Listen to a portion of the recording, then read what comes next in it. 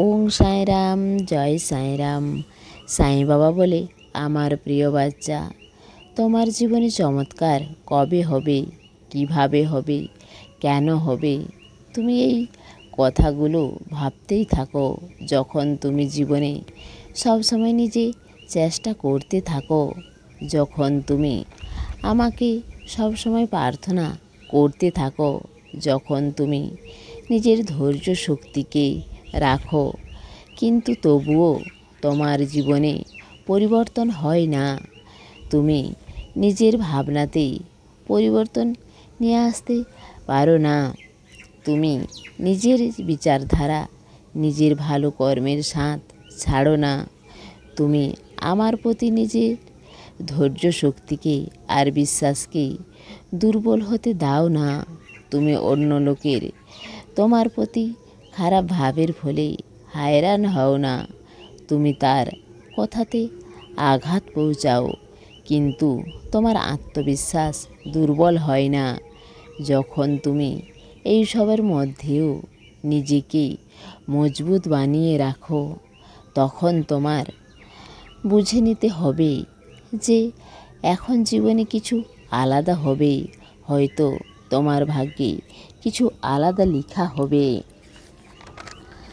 কিন্তু আমি তোমার জীবনে এই রকম সময় নিয়ে আসব, এই রকম পরিবর্তন নিয়ে আসব, যার জন্য তুমি যোগ্য, অর্থাৎ আমি এই রকম চমৎকার নিয়ে আসব যা শুধু তোমার জন্যই হবে।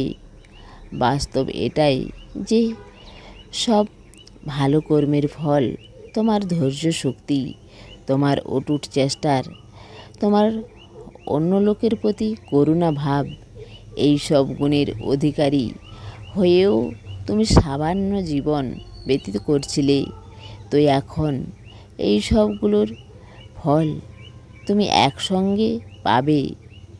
তোমার জীবন সামান্য আজ পর্যন্ত কাটছিল, কিন্তু এখন তোমার জীবনে পরিবর্তন আসবে, আর অবশ্যই আসবে, কারণ সারা জীবন তোমার ত্যাগ আর চেষ্টা অধিক থেকে অধিকের ফল পাওয়ার সময় এখন এসে গেছে।